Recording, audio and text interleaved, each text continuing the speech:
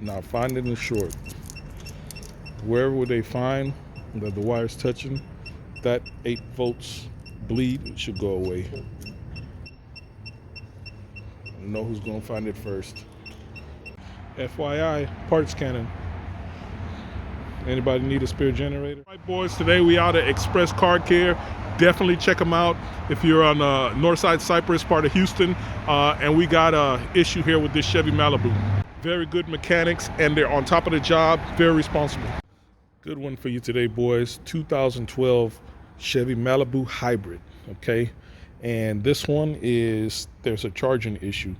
This is the generator, also known, like, it functions as an alternator on a regular car. As you can see, the orange tells us there's high voltage that comes out of here, in and out rather, and goes to the battery, which is located in the trunk.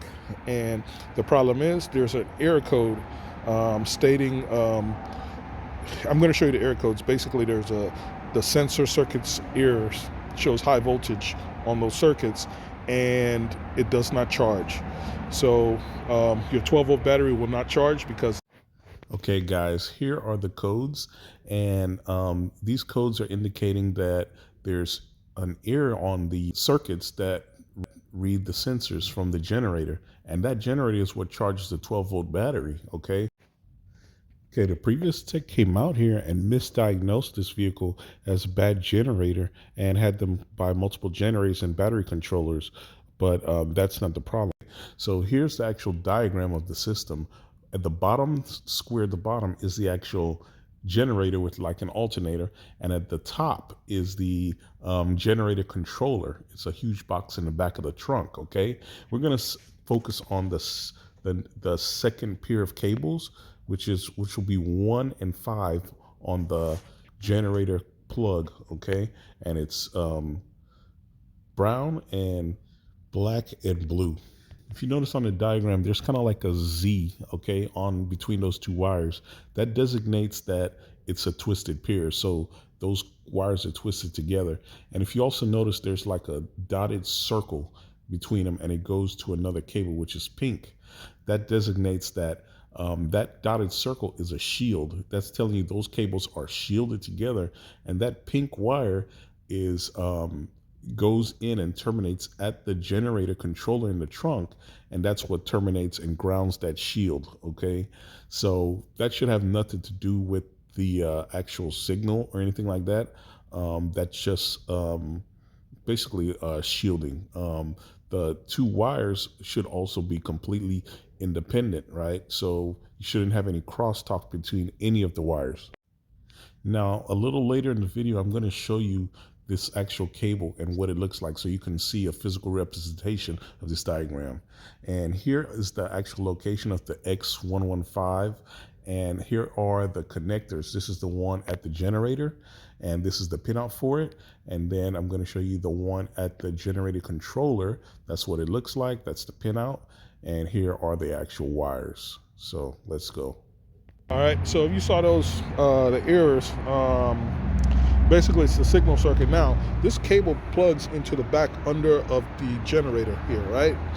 And as you can see, we got corrosion here, guys. So there was some water damage issues at some point. This has been replaced 2 or 3 times, and it has not corrected the issue. They also have this, which is actually the I believe the battery controller, and they replaced that. No change, no help. So that's when I got called out to this job. So I did a test. You probably seen the diagrams. So 1, 2, I believe 5 and 6 are the sensors, the signal sensors for the generator, and they were showing high. They were showing something like around 4 volts, right? So the next step is we went to the actual, let me show you, to the high voltage battery controller back here, and this is it. So here is the unit I showed you up there in the front, and here is the actual, this whole thing is the battery controller, high voltage battery controller. As you can see, our voltage comes in right there, and here is the connector that goes to the front, to the actual control of the generator, right? So this is 1 through 7 and 8 through 14, right? So we tested with both of them. Right now this is disconnected, right? So these lines to that sensor generator are straight through. So basically it goes from here, snakes, however it makes its way back to the front, and they're straight if you saw the diagram. So that means there should be no voltage pretty much on these wires. But let me show you something. As you saw, it was unplugged back there, and I've got 2.5 volts. So something is going on in the wiring that's putting voltage onto this line, which is causing errors between that module and the generator and causing the problem. So it doesn't matter how many generators you change or how many modules, unless this voltage, leak to voltage, is corrected, it's never going to work because it's distortion on the signal. All right, we're trying to track down the voltage, where the voltage spike is coming from. So we know this is a junction point right here. We pull this out and we lose the voltage. So we're going to the next spot. Okay, we saw some rat activity, some signs of that. So basically it's this thick cable here, snakes like that, goes like this, goes behind, and I believe it's that one right there, and it goes into the car there. So we're gonna check and make sure there's no rat activity in there. We found signs of water. So water can cause something like this too. So water gets in the connectors and it passes current between them. Frozen carpet. We're connecting everything back because the diagram shows pretty much X115, this big connector here, is the only junction point from here to the battery in the back.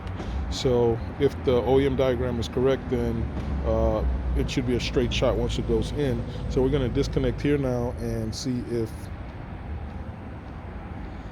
strange thing, hold on.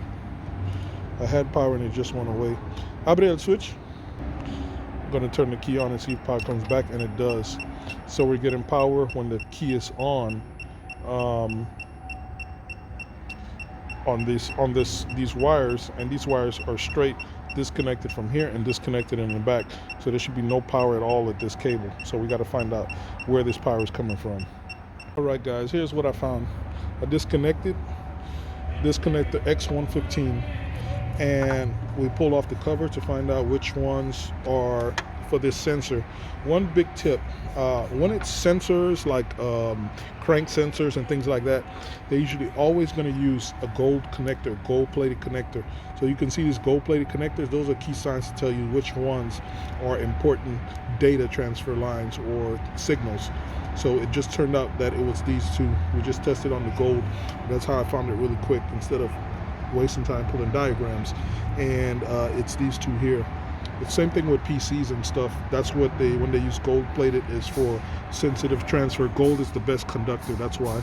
Anyway, basically it ended up being this 35 and I believe what's that, 25 next to it. These two are the for 1 and 5. So with this out, and which is these two, they're also gold in here. This has no voltage, and the one next to it has no voltage. So that tells me with the key on that the voltage is not coming from inside the car. When we plug this back in, there's also no voltage here on either one of these two. We can test it here or whatever, there's no voltage. But when we plug in this connector, that's when we get voltage on the connector. So we're going to test to see if possibly I'm kind of second guessing my thought, but we're going to disconnect the computer and we're going to check to see if any pins are crossed. Basically, we're going to leave in this on 5 and see if any of these send voltage over to pin 1 or 5. But we're going to actually inject power because power is a higher chance if there's any bleed from the 12 volts. We can see a small percentage of it coming through. So what I had him do is disconnect the battery, both leads, and we're going to now inject power into one by one each of the connectors at X115 and see if it results in power being bled over here. So that will tell us if there's some kind of a damage in the wire harness where they're bleeding. Okay, so now he's going to do it one by one, and I'm going to see if we get any voltage reading. ¿Ya está sin corriente? He wasn't plugged in. He needs to be plugged onto the positive. Es en corriente, hermano, en corriente.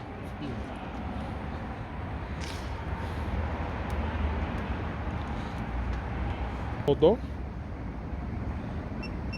That's one. Va el otro. Y ahí está sangrando. Sigue a todos.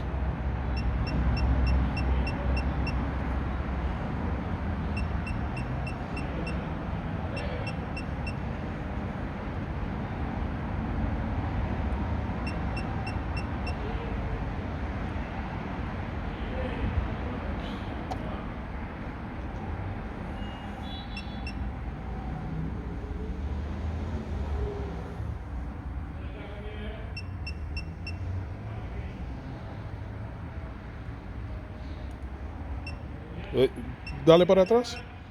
Quédate ahí. Dale otra vez. Ahí.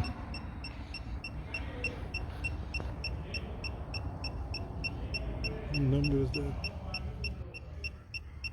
Okay. Sigue. That's todo, ¿verdad? Okay. Here's what we do know. This part is toasted from the exhaust. Yeah, I took everything off yesterday. I was checking here. I didn't see anything touching. Now finding the short. Wherever would they find that the wire's touching, that 8 volts bleed should go away. You know who's gonna find it first. Now finding the short. Wherever would they find that the wire's touching, that 8 volts bleed should go away. You know who's gonna find it first. All right, guys, on further inspection, the way this cable goes, it goes basically from the generator to that connector X115, okay?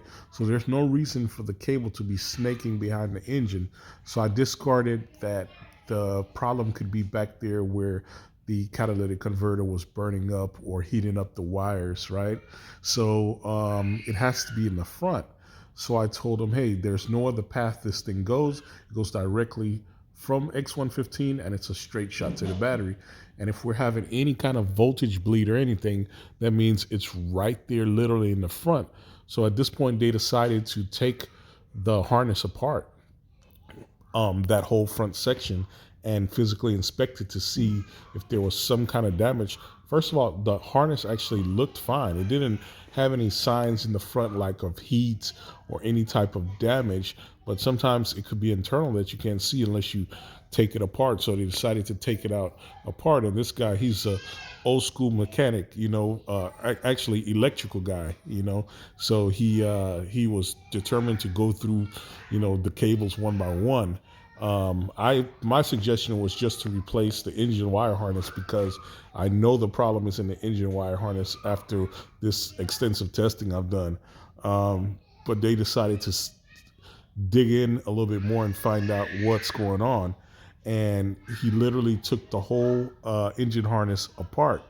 And I already knew there was corrosion at the connectors. And as you can see here, these are the actual lines for the sensors, and they're completely isolated as they should be. And at the connectors, there's corrosion. So that's the only issue that's visible. FYI, parts cannon. Anybody need a spare generator? But here's what the cables look like in case you're wondering. So you got three cables coming in, gets bolted on here, and then this whole thing removes like that. And this is the actual connector that goes in. This is where the sensors actually connect to and everything like that. You got your water lines coming in here to cool it down, and that's the generator, guys.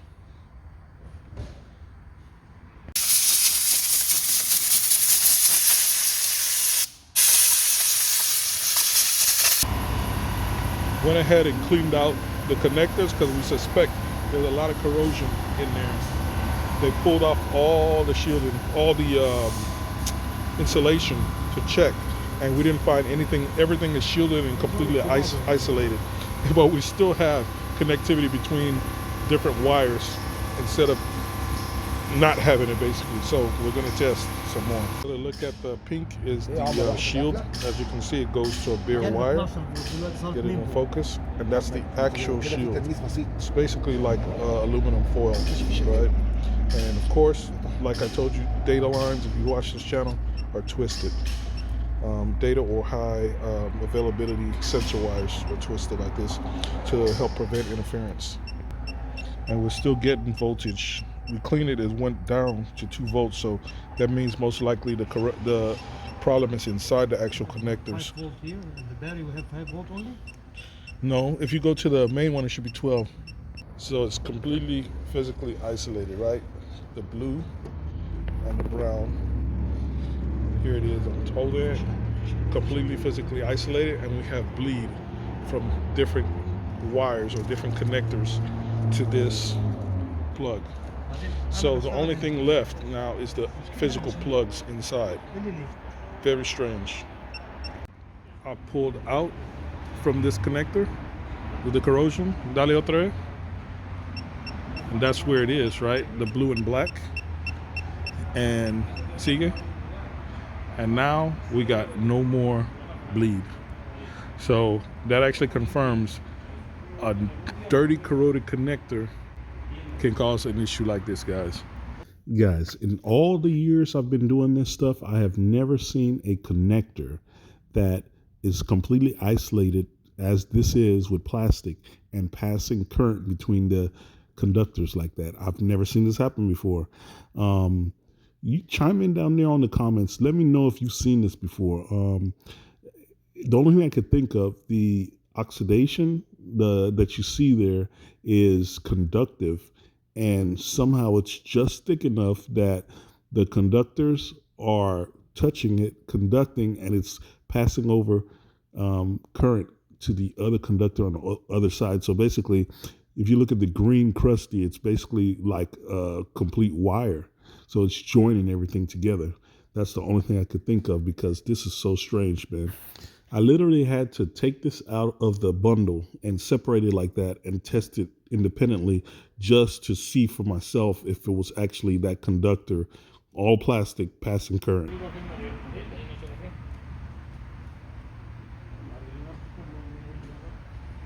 Even though they looked physically isolated, somehow there was some connectivity happening between them, and they were isolated by this plastic sleeve, but somehow they were still making connectivity. Look at this. Completely physically isolated, guys, and caused connection. Well, what's your theory, guys? How do you think this water actually got into this connector? You know, most automotive connectors, especially on the outside engine bays and whatnot, are at least rated IP65, if not IP67, right? So that means pretty much dust-proof and waterproof to a certain extent. So like spraying waters cannot just get into a connector because they have the basically an O-ring or whatnot to prevent that. My theory is that there was possibly an internal failure at the water inlets of the generator, which caused it to bleed into the cavities for the data connectors from the inside, right? And the water did not come from the outside. That's my theory, and that's how it possibly got caused. Well, I definitely saw something different on this video, guys. And as for you, if you didn't notice, now you know. And knowing is half the battle, guys. Don't forget to hit that thumbs up button, and see you guys on the next one.